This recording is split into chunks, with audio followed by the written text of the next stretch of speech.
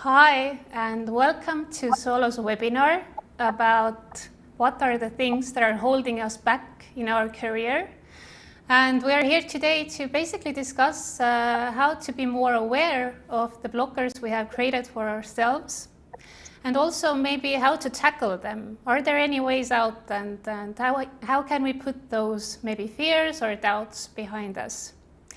Now, today's webinar is especially focused on women. But if you're a man, please don't run away. You will definitely find plenty of useful material for yourself as well. So stay with us. So why did we even decide to talk about this topic? It was eye-opening for us when we ran a survey across some female entrepreneurs and found out that women really do feel more challenged to do business. So 66% of women said that they actually think that it's harder to do business as a woman.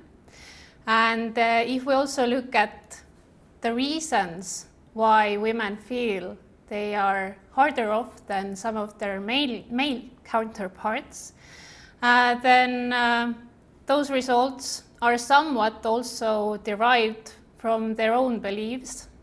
So first of all, they think that pay gap and financial security is holding them back, but there are also very important reasons such as fear of failing and also not having enough experience. And the fourth one, of course, being time consumed by household chores. So what we can do today basically is to focus on the middle two reasons, fear and not having enough experience, which can also sometimes be translated to imposter syndrome, as we have often heard it being called.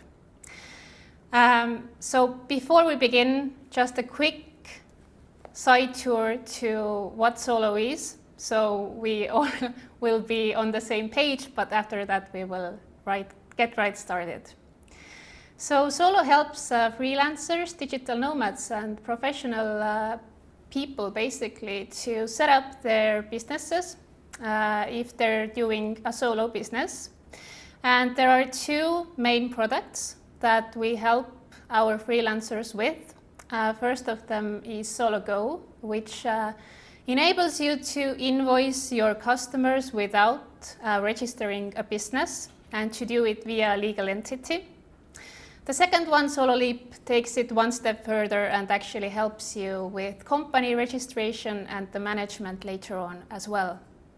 Both of those products have integrated invoicing, accounting and reporting, and also business expense management systems.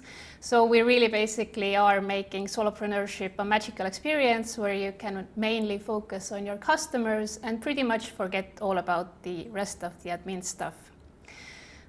We have more than 65,000 signups, and we have customers from 120 countries in the world. If you're interested in learning more, then xolo.io is our website, so head there.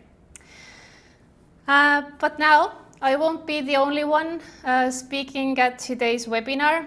We also will be joined by Katrin Saali Saul, who is a very famous and experienced family therapist here in Estonia. And we are located in the same cities, but Katrin will be joining remotely because of the COVID times, so everything would be safe and secure. Katrin is mostly focused on family-related matters and also female-related problems. So she has written a book about female archetypes and how those archetypes can be used for basically leading a more successful life. And Katrin also hosts a very popular radio broadcast called Family Show. So Katrin, welcome, and are you here with us? Yes, good afternoon. Good afternoon, Katrin. Very nice to see you, and thank you for being with us. So just to start off, you're mainly a family and female-related problems focused therapist. So how did you find those topics for yourself, and why did those start interesting you? Females. It's an interesting question. I was not prepared for that question. I have worked already for 25 years, and during those 25 years, I've seen many families. And then I just became really interested in women, thinking that how are they responsible? What is going on in the families? I'm not saying that like women are kind of more responsible, but very many people say that if you think about your own childhood, kind of the mood of the mother was so important. And the mood of the mother kind of reflected in the family. And then there are so many people who say that happy wife, happy life, so that if the woman is happy in the family, usually the whole family is happy. So I just started digging deeper into the feminine archetypes. But I'm still, I think, interested in both in men and women. How do they think? What do they want to achieve? And also what obstacles do they have in achieving that? Very good, and I can imagine that family life has a direct impact on how we actually make decisions in our career. Is that true? Yeah, I would say that our subjective happiness in life stands on 4 pillars, and that is health, important family relationships, work, and security, including financial security. And of course, this is like a chair. If it has 4 legs, it stands really well. If one is shaky, the whole chair starts shaking. But with a bit of luck and good mood, you can still balance yourself even if it has 3 legs, even 2 years. Legs. And also, basically, you can sit on a chair which has only 1 leg left. But yeah, very often we are in a situation when we want to change something. And I think what it makes so difficult sometimes, both for men and women, because I think what we are going to talk about today is true regardless of the gender. So the things that hold us back. And one of the things that really holds us back is the fear of change. Somehow, change is really scary, although sometimes the change can be for good. And yes, so there are some people who are really in a very good moment in their life right now. They wouldn't change a thing. But then there are people who would like to change something, and they do. And then there are people who would like to change something, and they don't. And it's interesting to think why they don't. The change means that you either change something, that you do something new, you start something, or you stop doing something you have been doing. Either you quit your job or you leave your partner. And very often when we even know what we want to change, then still we are finding excuses.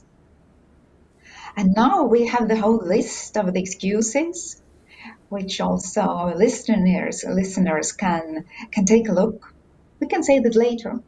The time is not right yet, or later I'm not ready yet, or I am too young, or I am too old, or I am too tired, or I don't have the energy. Maybe I'm too busy, or maybe I'm just not this kind of a person. And then you can go all through, like it concerns self-discipline, or I'm too stupid, I'm not competent enough, I don't know how to do it. Or we blame our childhood and the parents that it was really maybe hard, maybe poor, maybe violent, maybe strict. Then we think, what will the other think? And then we might think that nobody will help me, or I can't afford it, or it is too complicated, or too risky, or it is just so time consuming, or I can't do it out of loyalty. Maybe what will my friends think? What will my partner think? Or maybe I'm not worth it. Or maybe it is so huge, I don't know where to start. Or maybe, oh, it's actually not that important, I can live without it. Maybe it's even not the right thing to do. And maybe I need more time to think it over. And maybe, there can be the question that can I have it both, a family and a successful career? But the two most common excuses are that I'm not smart, good, competent, strong enough. And I'm scared. I don't have the courage. And you can think of all those excuses, like maybe we know that we need to do something for our health, for our body. Maybe we need to change something in our relationship with our partner or with our parents or with our children. And very often we really know what to do, but we are bringing up those excuses. Maybe there is, as I call it, this simplistic optimism behind it that tomorrow I will be smarter or stronger, or tomorrow I will have more willpower, or maybe I will be more motivated tomorrow, or maybe the environment will be more favorable. So I will create something new tomorrow, or I will stop it tomorrow. And the truth is that sometimes we dream of the things. Maybe I will undertake a new career. But the dreams are even meant to be dreams, that we even don't want our dreams to be fulfilled. That when the time is right and we should do it, we don't do it. Now, having seen this list of excuses, every single one who right now listens to us can ask that, well, are my excuses listed here? Am I using some of those excuses? Maybe you have your own excuses, but what are your excuses? Why maybe you are not living the life you could live? And the most, as I said, important one of those excuses is I'm scared. I don't have the courage to do it. So if you ask that why there are so many women or why there are so many people who don't start with their own enterprise, or what is holding us back creating our own enterprises, then it's usually the lack of courage. And I sometimes find it really fascinating to think about the word courage, the French courage. What does it mean? The stem of the word origins from Latin, and it means the heart, cor. And it means that my heart needs to be full of, as it is, 3 C's: courage, creativity, and just right now I forgot the third one. Courage, creativity, and there was something else. And it also, at the same time, it should include our heart, the fear that maybe I will fail. Mm-hmm. Some people think that courage is something genetical, that maybe I just wasn't born with enough courage. That, look, there are some people who jump from the planes with the parachutes. They are courageous, and I am not. But actually, the one who jumps from the plane with a parachute, maybe this person doesn't have courage to open up in the relationship. Or maybe this person doesn't have the courage to set the boundaries in a relationship. So we have this selective courage.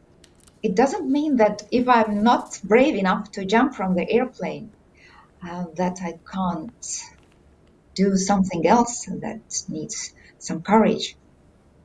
Mm-hmm. And every time you say that I don't have the courage, you lose a bit of your self-confidence. And you lose like some centeredness in the control, that you feel that you're not in control of your life. And then if you're losing this self-confidence, You don't dare to take any more new challenges. And you're making yourself smaller and more incompetent and more powerless. So one thing we definitely need to do is to become friends with a failure. We need to learn to fail in order to be courageous. Because courage, it doesn't mean that you don't have the fear, but it means that your path is filled with fear, but you do it anyway. And yeah, for that you you need to know how to fail. How to fail? You can ask me a question. You learn failing, by making mistakes. One of the psychoanalysts I like a lot, she was a student of Freud, said that life is an exam how to learn to fail. And we can be born really with a silver spoon in our mouth, but if we don't know how to fail, we don't also know how to win. Because failure brings on very sometimes difficult feelings of fear and sadness and anger and guilt and shame. And they are, of course, all difficult to bear. But we need to learn how to live with them. And what is the best time to start to learn how to fail? Of course, it is childhood. So our first experiences how to fail come really from childhood. But sometimes we are stuck with parents who do everything in their power for us not to fail and for us not to feel the sadness and the fear. The sadness is extremely interesting feeling. Like, let's pretend that the child has a hamster and the hamster dies. And then there are many parents who just themselves, they can't tolerate the feeling of sadness. And they say that, oh, don't mind, I will go and buy you instantly a new hamster that you don't need to be sad. But actually, the child should have this feeling of sadness because it is a crucially important part of feeling of failure.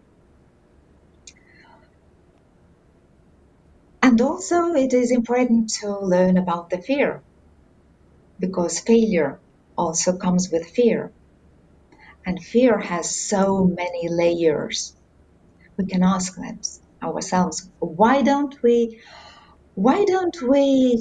do those changes? Why don't we make them happen? And those excuses are covering our fears. And of course, as I said, yeah, those fears have several layers. For example, a person who is really afraid to set the boundaries in the relationship, and you can ask him or her that why can't you stand up? Why can't you speak up your mind? And the person can say that, well, I'm afraid of conflict. Okay, why are you afraid of a conflict? Because I'm afraid that when we have a conflict, we will quarrel. And so, what is so bad about quarreling?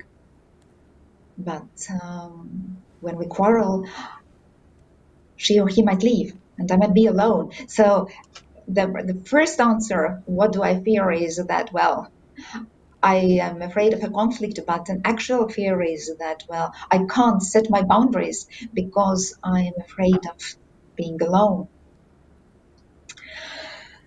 So, yeah, we should look at the excuses. But as I said, we should know our obstacles to know where we want to go. But the second thing is then we should ask ourselves, what do we really want to do? So, Katrin, do I understand correctly that this is basically a journey where the first step would be to ask yourself what excuses am I making? What am I afraid of, really? But after that recognition, how do I move forward? So I basically thought that there was a little bit of me in every excuse that we just had on screen. So what's your recommendation about how we can move forward from those? Yeah. We can look at those four pillars: our health, relationships, work, and security. And every single one of us who doesn't have the perfect life, you can, I don't know whether you can ask people to send in comments that how many of those people have perfect lives where we don't need to change anything. I hope that there are some, but somehow I'm afraid that you won't get 100% that, well, everything is so perfect, that we need to think, what do I want to change? What can be different? What can I do to improve it? Do I need to do something new, or do I need to stop doing something? So, what do I want to change in my life is the crucial question for a self-reflection. The second question, because what to do is a very important question, but maybe why do I want to do it is even more important. Why do I need, for example, to improve my relationship? Or why do I need to improve my health? It is just so easy to say, yeah, I need to go running. I need to do something for my body. But why? If you answer that question, but I need to do it because I really want to live a longer life. I want to be 100 years old. So this why helps us a lot to clarify our mind. Then the third question I propose is that what are my main obstacles? Why can't I do it? What is holding me back? And the fourth question is, what am I afraid of? And now to broaden a bit this first question, what do I want to change? We have a next slide too. Then it's a good thing to start thinking about your strengths and your skills. And you can really ask yourself that, what are my strengths? What am I good at? It is especially good to ask those questions in the work-related areas. And the question that really helps is that whom I would like to work with, or whom I would like to be surrounded by. This helps us sometimes to figure out our mission in life. What should I do? And maybe it will bring more women to create new businesses. Because for historical reasons, it is quite clear why there aren't so many women yet in business. If you come to think about it, women have the possibility to work in all those wonderful positions that are open for us right now only for 100 years, which is a tiny bit of time compared to all the history of humankind. Until 100 years ago, until the First World War, women were trapped in the triangle Kinderküche, Kirche, as it was said. And only during the First World War, women were allowed to, because men were were in the war, and women were allowed to be working as nurses and important jobs that were created during the war. And then only it started. So it means that we are only the third, maybe depending on the age, the fourth generation of women who have the possibility to work. So of course the stereotypes in different countries are different, and the stereotypes are being changed and altered also in a different pace. But only 4 generations, in some cases 3 generations. I am a little bit more than 50 years old. I am basically the second generation who is working in my family. So of course this is new for women, whereas men have been welcomed to work all the time. So we must be grateful for those 2 inventions, the contraceptives and the washing machines, that liberated women to go, to go and work. But yeah, so if we know what we want to do, so if we have figured out the obstacles and our fears and our excuses, of course, right now we are speaking about them, but I strongly advise that those listeners who really want to dig deeper into themselves and reflect, they should take those questions after our broadcast and think longer, really. What change do I want and what are my excuses? Because it can really be interesting to figure out that really, really I'm bringing up those excuses. But then what to do, yeah? If we have figured out what do I want to do and what are my excuses, then we need to make the decisions. Yeah? What to do then?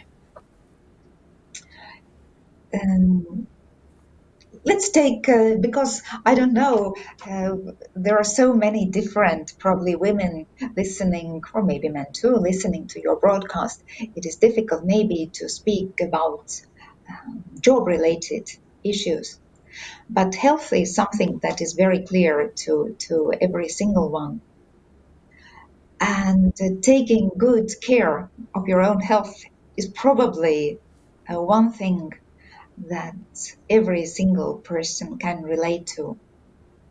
So then let's pretend that we are making a decision that I want to take better care of myself.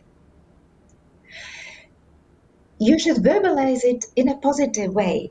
Exactly that. I want to, say, walk twice a week for an hour to make those 10,000 steps that is necessary. Not to verbalize it in a negative way, that I don't want to be lazy anymore. I don't want to be fat. It sounds like a little bit more negative. Or maybe if we take a relationship with our beloved one, that like in a positive way, we could say that I want to spend more time with him. I want to find more time for my relationship. And we should set those baby steps, small steps, because like you can never eat the whole elephant in a one piece. It is easier to set steps when they are smaller steps.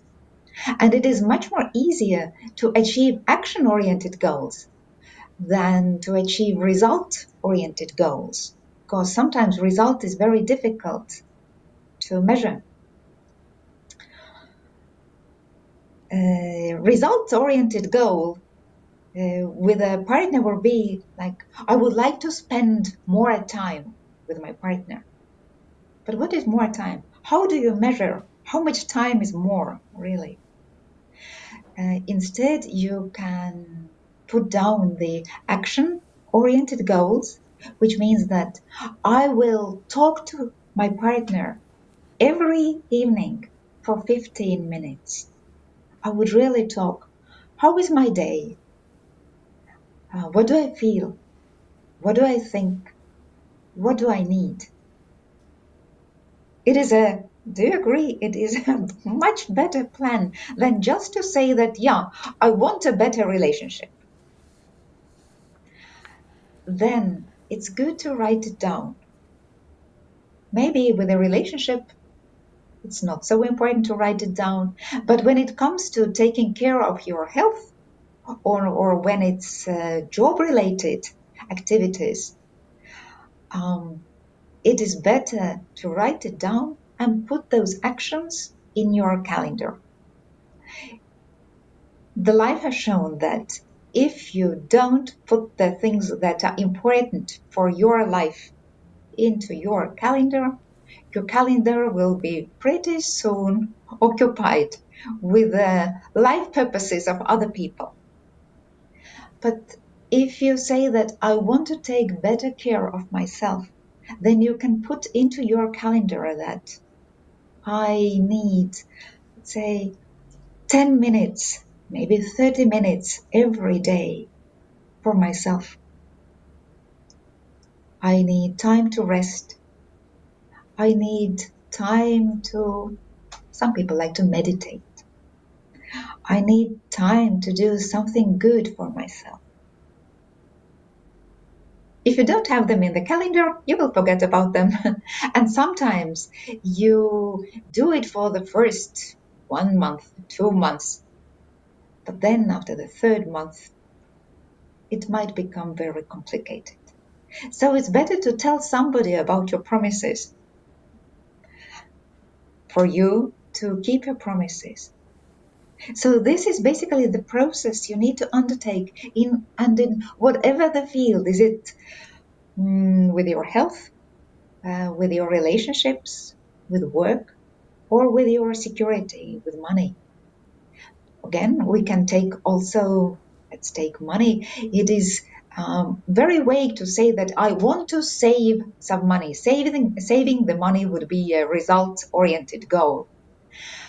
But it would be much more action-oriented goal if I said that, and to do that, I will transfer from my bank account to my savings account, let's say 50 euros every maybe week, every month. So it is an action-oriented task, and you write it down and you just do it. And still it would be very interesting to hear what will be your excuses, the not doing it that you feel that is really important for you.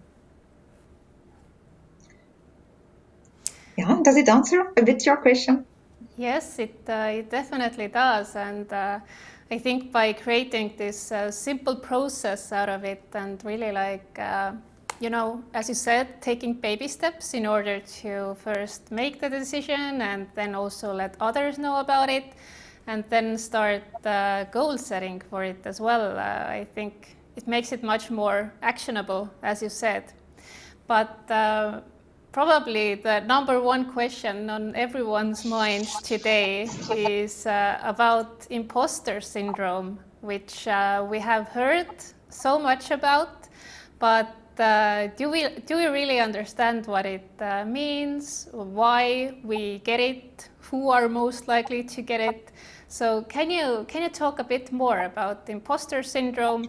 And by the way, for the audience listening to us, whenever you have questions, just go to the live chat and ask them. And if we have time with Katrin, we will take a look at them at the end of the webinar. But Katrin, now the question about imposter syndrome. What is it? Tell us about it. Yeah, can you imagine? Then some people have the courage that they have studied and they have achieved something, and other people think that, well, really, you have achieved something, you're good. And then there are people who have had the courage to achieve something and they don't believe that they are good. So imposter syndrome is the feeling that others are overestimating my abilities, and I myself know that I am no good. And this syndrome involves this deep feeling of inadequacy in the job. They started to study, the scientists started to study the syndrome in the 80s.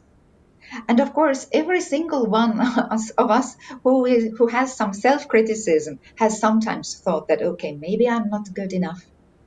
There is this excuse, I'm not good enough. But with the syndrome, it is this constant feeling.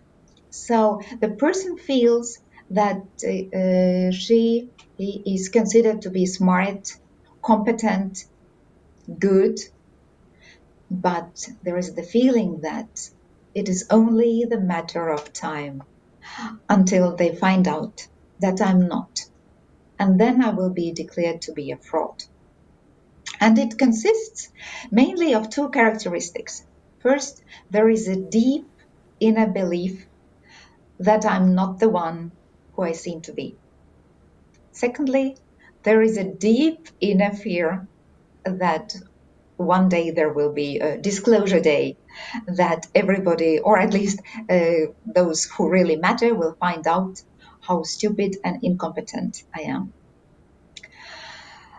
And if we take this first part of it, that there is this deep inner belief that I'm not the one, I'm not that competent, not that smart, as the others think, the person attributes the success or the competence to not that I am good myself, but usually to luck. I was at the right place and right time. I was just lucky. I had a helping hand. Maybe I am somehow special that I'm a good talker. I just talked and I fooled them. But I'm myself not good. I have fooled those people. And the second, first is we attribute it to the luck. And secondly, we attribute it to really a lot of work. And the thought is flowing that, well, I'm a hard worker. And by working hard, I have disguised that actually I don't know anything. And the hard work disguises my stupidity. Yeah, you wanted to say something? No? No, go ahead. I'm listening and really understanding that it goes much deeper than I thought. I kind of thought that once you have the idea that you're not good enough for something, then you can already call it imposter syndrome, but it seems that it's more systematic. Yeah, the self-doubt is sometimes really overwhelming. Like, what made me think that I could do a job like this? What made me think that I could create a company? And I've heard that the American actress Kate Winslet has confided that I wake up in the morning and before going off to a shoot and I think that I can't do it. I'm a fraud. So there are two kinds of people, basically. Oh, there are three kinds of people in the world. One are normal people. Then there are narcissists who actually they are as they are, but they are really very content with with their lives and with their self-image. And actually, they think they are better than they are. And then there are imposters who think they are worse than they are. And of course, the facts that show that, well, you're competent, you know what you're doing, you're good enough. The facts don't convince this person. She or he just says that, well, the others have just not found it out. And as I said, that, well, they attribute their success to luck. So when they are when the things go well, they say, well, this is luck or hard work. But when they fail, they say, it's me. So, and then there are two kinds of behavior. What the people with the imposter syndrome do. First is they really work. They work like crazy.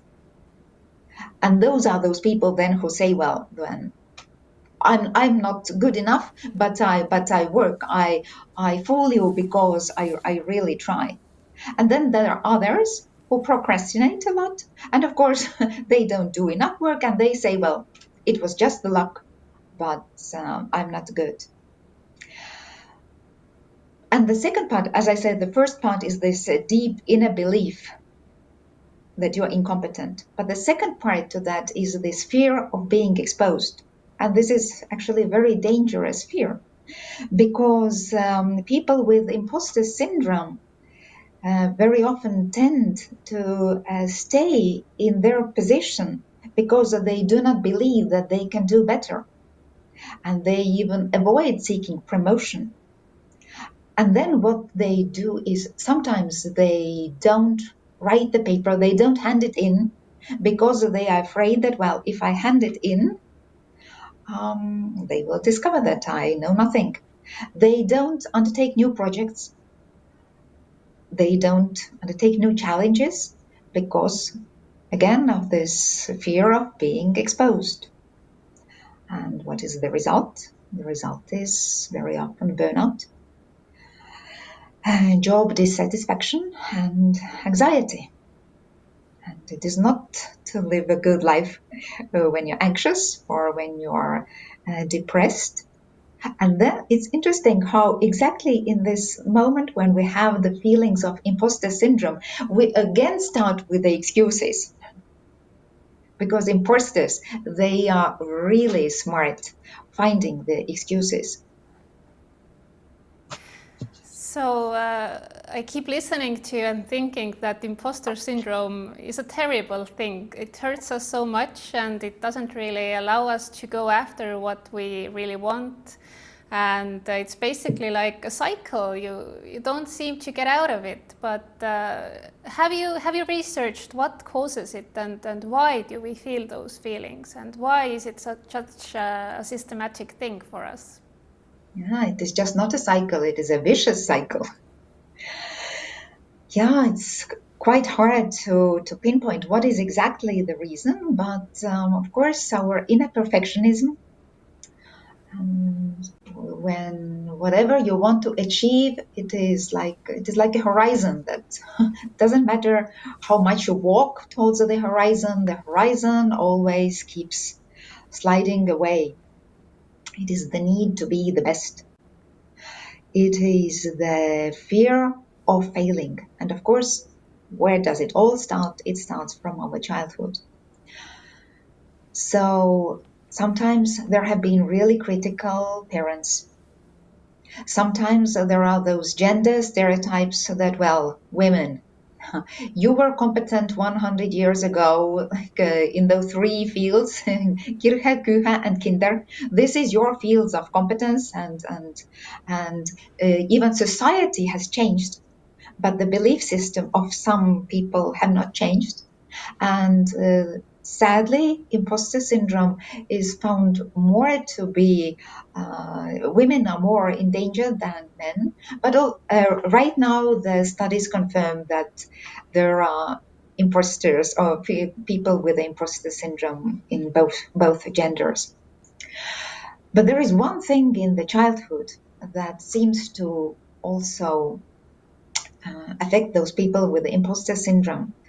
And it's following. When we are children, we look at our parents and we think like, they are competent. They really know how life is. They really know what to do. And usually then when we grow up, we know at a certain point that, well, they are not perfect anymore, that we can do better. But with the parents who are really very competent or talented or famous, who are really smart, let's say academically, because this imposter syndrome happens more often than so to those people with like those white collar workers who need to give intellectual input.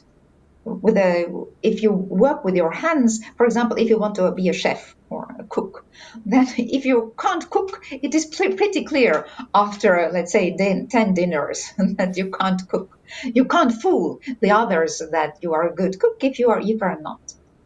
But with scientists, teachers, doctors, psychologists, also in business where you work with your mind, not with your hands and your legs, it is much more difficult. And yes, when the parents are really very competent, then somehow those children don't see that they can do better than either their parents or their very competent siblings. And they have this feeling of inadequacy already from the first years. Well, I'm not competent. That there are so many competent people in this family, and who am I to compete with them? It's Yeah, and when you have not learned how to fail, because perfectionists, they are so afraid of failing. They are afraid of those difficult feelings. And therefore, because they are afraid of failing, sometimes they don't even start doing. This is what I said, that, well, they don't hand in the paper, they don't take new challenges, they don't ask for promotion. It's very interesting what you said, that actually being around successful people, such as successful parents or successful older siblings, might really like drive you towards imposter syndrome. So is it like a two-bladed sword that first of all you do have those like options and opportunities to become successful when you're surrounded by smart and successful people, but then again you might face more internal fears as well? Yeah, but this is only one theory. There are many examples that confirm this theory, but luckily there are so many examples which don't confirm this theory. Very many famous, competent, talented, strong, well-powered people have offsprings that are really competent too. But we can't say that this imposter syndrome, it is only bad. It has, like as every cloud has a silver lining, there is also something good about it, what studies say. Shall we also bring that out? Yes, And it please. is the people with the imposter syndrome, because they have this deep feeling that they are incompetent, they work harder than those people who have like a lot of this healthy narcissism. They are really motivated to lift their bar higher and higher. Of course, sometimes there is this danger that you you lift it like as you want to achieve perfection. There is a danger in that, but they really work. They want to become better. And the second thing that has been found out why imposter syndrome is good is that those people have better interpersonal skills, because as they feel incompetent, they talk to other people, they talk to their colleagues, or if they work with clients, they really try to compensate what they think they are lacking professionally.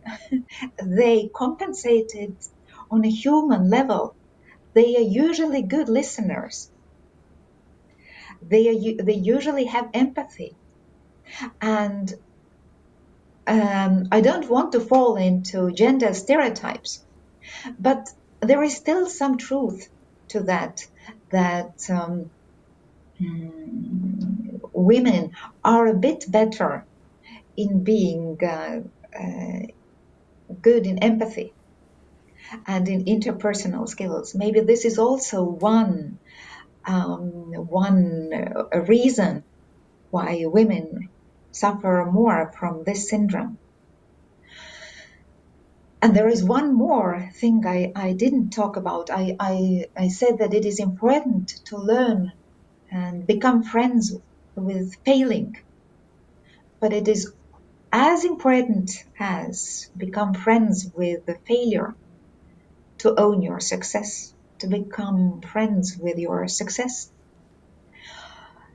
Those people who have more of the narcissistic, who have more narcissistic personalities, they are very happy about themselves, and they own their success because they think, well, I'm really so good. But those people who have this imposter syndrome, they very often don't own their success. They think that, well, they are maybe afraid of jealousy, they are afraid of envy. Like, what if the others really become envious when I'm successful? The other thing is, it is quite tricky to be happy about your success. Those people who have this healthy narcissism, they are really good at it. But those people, maybe their childhood was such that their parents never praised them, or they said, well, who are you? Like, really, you are not smart, and well, you're not good enough. You're not good for anything. They might not be friends with real positive feelings. They really might not know how to rejoice, how to be happy, how to celebrate your success. And of course, we can. I've read from somewhere that the imposters can also be divided into several types, and this is then this. There are 5 types of imposters. For example, one of them being a perfectionist. By perfectionist, you know that one minor flaw in otherwise a really good performance, and the perfectionist says that, well, it's a failure, shame on me, because I want the things to be done perfectly, and if I'm not perfect, well, then I'm not good enough. The second, I think, is the expert. When the perfectionist wants to do things really good, the expert wants to be really the one who knows everything. And if you don't know everything, you're a failure, shame on you. Then there is a solo player. And to make the achievement, it really has to be you and you alone. You can't ask the other people. You can't rely on other people. You just have to be yourself so good. And if you're not, shame on you. Then there is a type of being a natural genius. It means that everything should come so easily. And if I have to struggle, and if it doesn't come so naturally to me, then it means that I'm not good enough. I'm a failure. Shame on me. And the last one being a superhero. That means that, like, I have to be perfect in every role, as a parent, as a colleague, maybe as a host, maybe as a friend, as doing like volunteer work. And falling short in any of those roles means that, well, I'm still not good enough. I have failed. Shame on me. I can really see how society nowadays really supports mainly the last character you talked about, the superhero one. You basically have to be able to manage everything with a smile. Like, there's a term super mom even, like, pretty close to superhero. So you should be good in anything and everything you do, and if you're not, then it's like not so socially acceptable even. But now that we've gone through what imposter syndrome is and what it's caused by, and also those different types of imposters, so to call, then do you have like a checklist of recommendations about what we can actually do in order to like thrive, although we might feel imposter syndrome, or how to act in our daily lives in order not to feel so imposter-like? Yeah, feeling is the most difficult part to deal with. We still might feel like imposters, but we don't need to think that we're imposters. And we should adjust our self-limiting thinking as to what it takes to be competent. Like usually, we think we are not competent, but the others, they are competent. We can ask ourselves, what does it take to be competent? Like looking at my colleagues, what qualities do they need to have to be called competent? And then think like, am I having double standards? Like, do I can I do check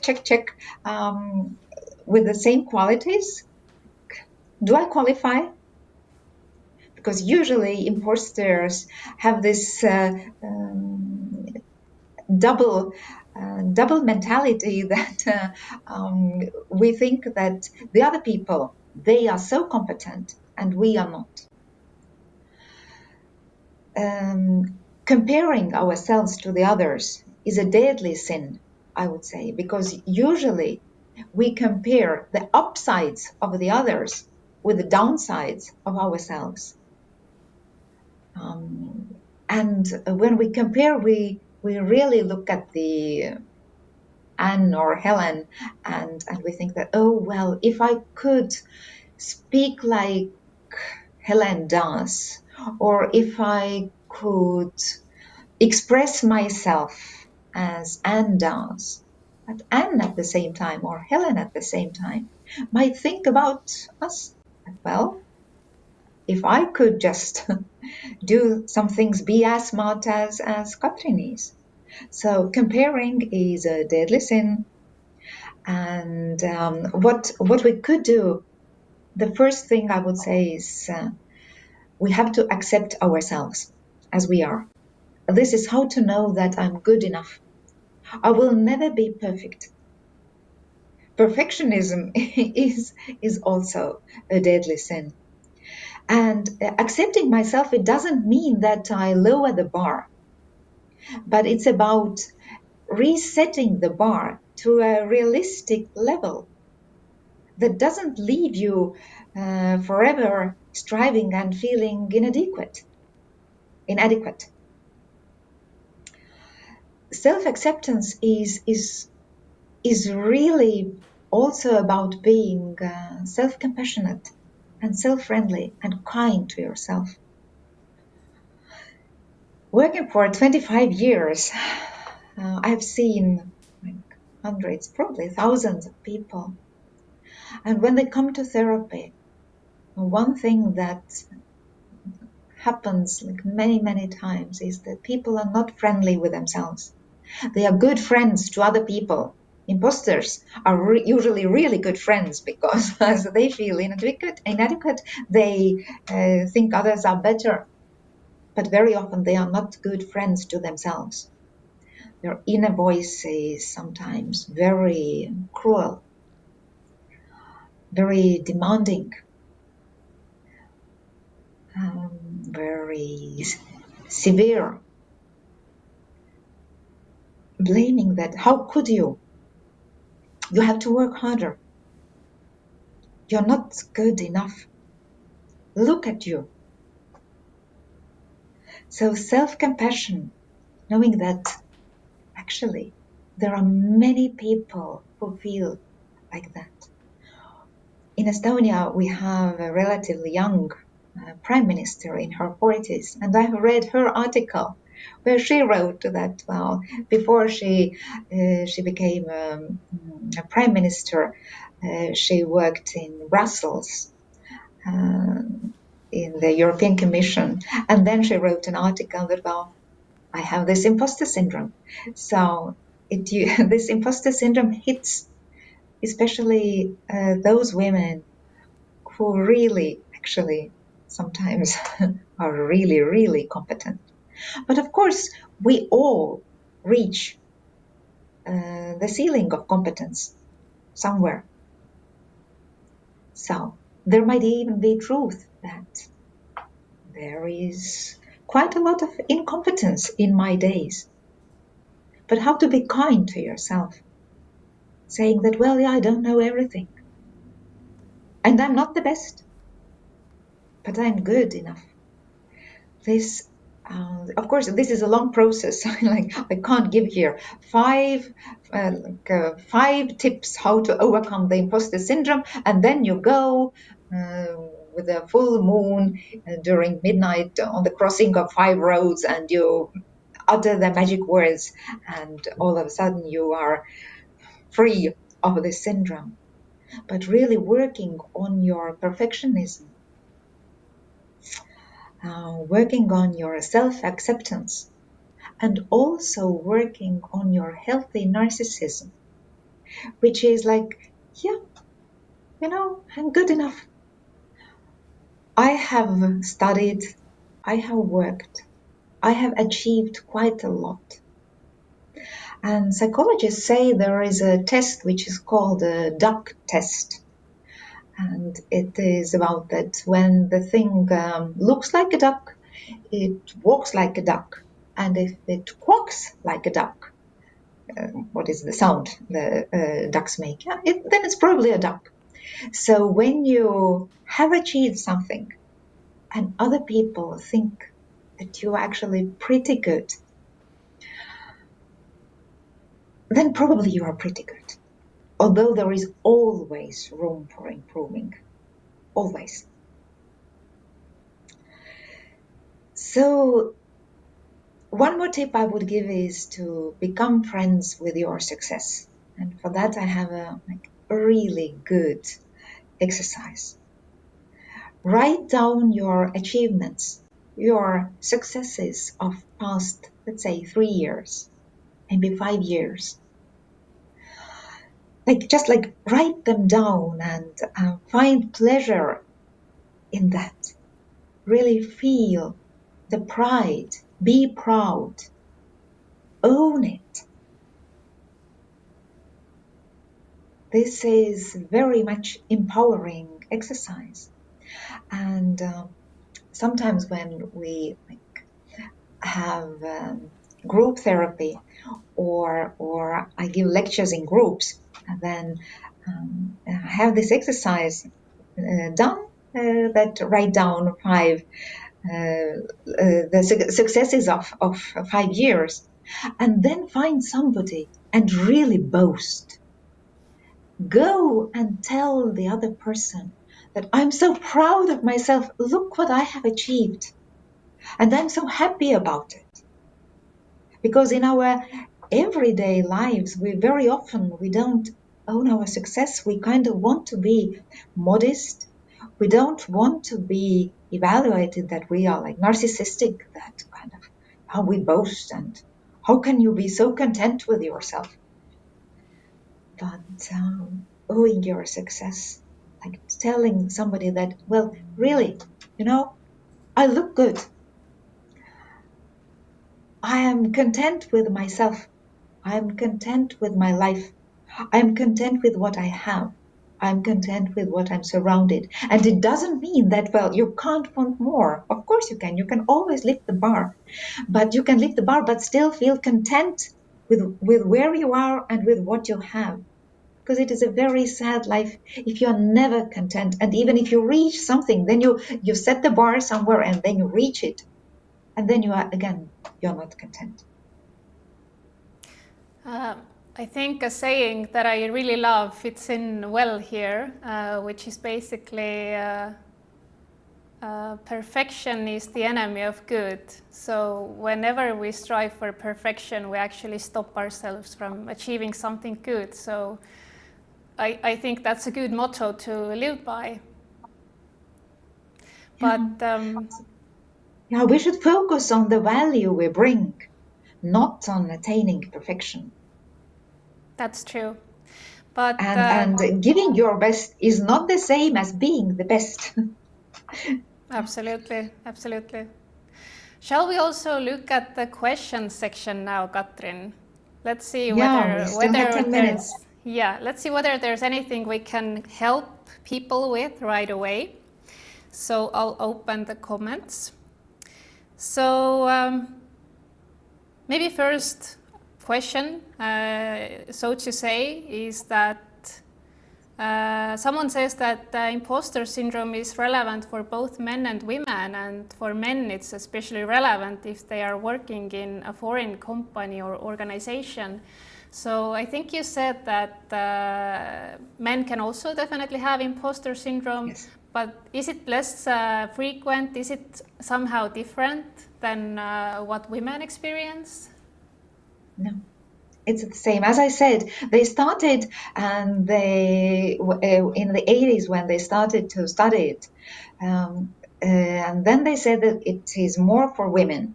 But right now, all the studies, as I said, confirm that both men and women can suffer from this syndrome. And I think it's very true when you are somehow standing out, especially when you are in a foreign country or when you are in the field that you are new. Yes, men can equally have it, and it can be equally devastated, but it still consists of those two, as I said, characteristics. First, that there is this inner belief that actually they have elected me or selected me, but I don't feel that I'm up to it, up to this responsibility. And then there is second part that, okay, when does this day come when they will figure out that I have reached my the ceiling of competency? Mm-hmm.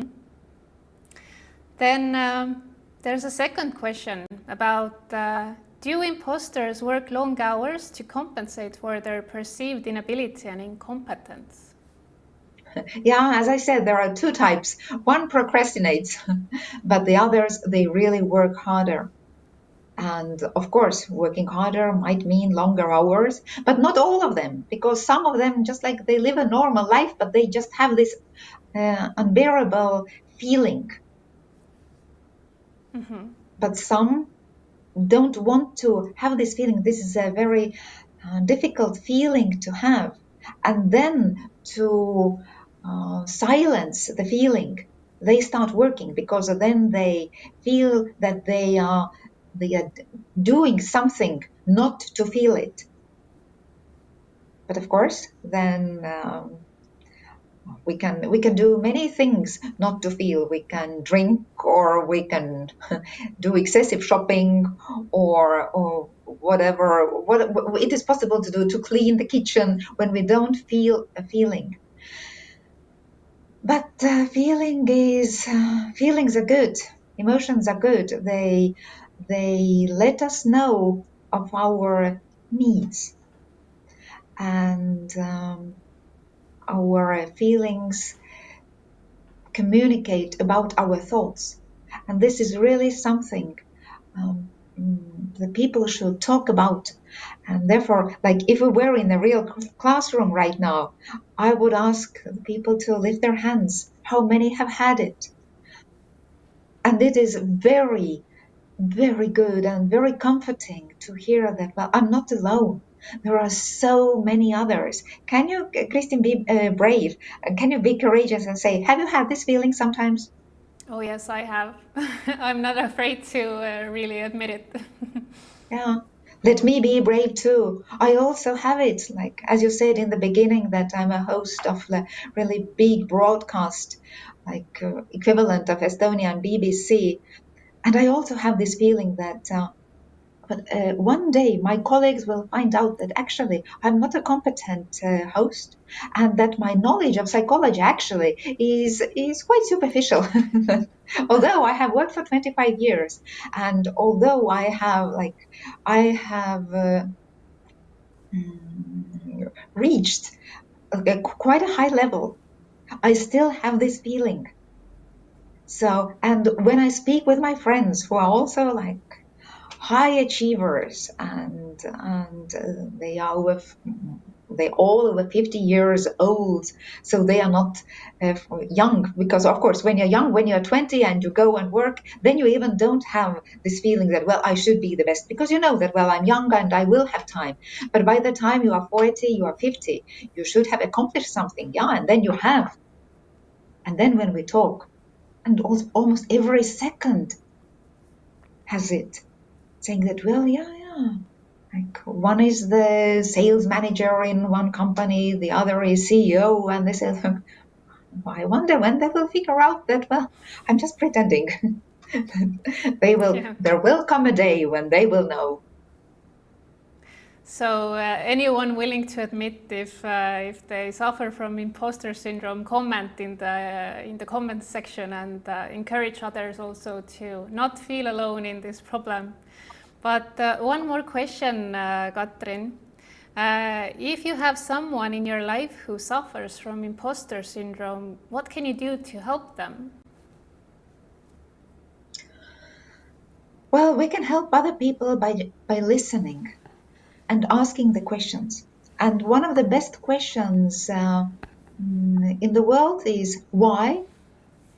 And like if the person says something, well, I'm afraid of that, you can ask why and let him answer again.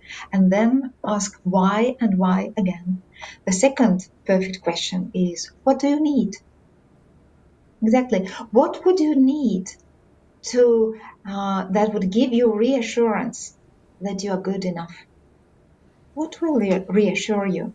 And of course, I would encourage this person who has an imposter syndrome really talk to a professional. But still, I would stress once more the thought I said that we should adjust our self-limited thinking as to what it takes to be competent. Very good. And I think one last question we have in our chat is whether imposter syndrome is more prone to happen now than, say, 20 to 15 years ago? And do you believe social media plays a huge role in creating imposter syndrome? So 2 questions. I do. Yeah, I do think that although I haven't thought about it, I would say I do and I don't. Yes and no. Let's say women went to the work market they started to have jobs, and probably they felt those same feelings that they are imposters back then too. Men were teachers, men were nurses, men were doctors, worked in the shops, and then women came, and it was a totally new brave world for them. So maybe they felt at that time too that, well, those posts were until that time occupied by men. So maybe I can't speak. I don't know how the women felt in 20s. Those who were really brave, like, who went with this feminine attitude. Well, we can now do it. Finally, we can do it. Maybe they didn't, but certainly some did. But right now, social media, of course, everything is exposed there. But we expose there the good upsides. That how competent am I? What I achieved? How beautiful is my life? How I can be the superwoman or a superman? I can be a good mother and like a good colleague, and I work and I have time to work out and I eat well, and look what I can afford myself. And look, I'm in a good mood and I'm so happy and healthy and well off. And we don't show our weak sides on social media. We don't show those days when we are not healthy, when we are blue, when we are angry and tired, when we don't want to live, when we are really, really pissed off with life. We keep that in the walls of our homes. We don't show when we yell at our partners and when we are not good enough parents, and we don't show the really this difficult process. We show only good things, And then we compare exactly our lows to the other people's ups. And it can be truly devastating. I absolutely agree. This social media didn't exist back then 100 years ago, and so you were just there on your own, and maybe you talk to your 5 friends or your 10 friends. So social media definitely doesn't help creating a healthy self-image when you start comparing. Therefore, I say that comparing is a deadly sin. Yeah, and when someone asked what they can do to help their friends with imposter syndrome, then probably something we can do is to upload more realistic social media content, because that way we will be more transparent and won't create as unrealistic image of ourselves to our friends and loved ones, actually. But Yeah, but mostly people don't do it. We want to show the world our best sides, our competent sides. We don't absolutely. want to be exposed, because you never know when it might hit you back when Yeah, you expose yourself. So exposure can be dangerous. Yeah, and absolutely. therefore it is interesting to connect those two topics which we today had. That what do I need to change in my life? What are the excuses that I make?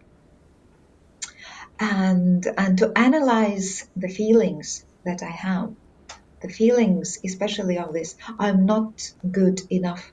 I think this is right now the hottest word in psychology. Like, be friends with yourself, be kind with yourself, be kind with yourself as you could be with your friends or with your children. Like, self-compassion and self-kindness, I can't figure out um,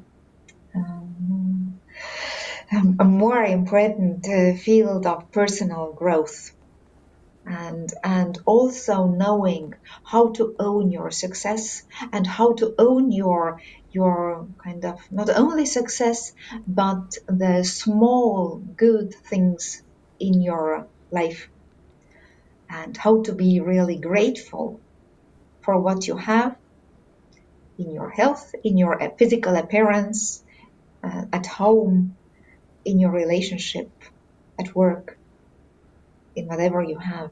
And then when you really feel that there is room for improvement, I'm quite certain that there are people among us here right now who find that there is room for improvement. Do it. First, write out what do you want to improve. This is the first step. And then look at your excuses why you don't do it. Thank you, Katrin. This has been a great webinar. We're now unfortunately nearing the end of it, but as a reminder to everybody watching, then this webinar will be available on our YouTube channel, so you can always come back to the exercises. And also don't forget that until the end of March, we are offering also complimentary coaching sessions to new customers. And if you want to learn more about it, then visit our blog and see what you can do. Beatrice Mangar, who is also a good customer of us, and the coach and the personal brand expert would be happy to guide you along the way, so don't miss this opportunity. But now, thank you again, Katrin. It was really eye-opening for me. I hope everyone listening found something useful for themselves, and I really hope that at least one person got some help today. So thank you very much. You're welcome. And this is the end of our webinar. Thank you very much for tuning in. Make sure to also head to our blog and website and see how Xolo can make solopreneurship a magical experience for you. Thank you.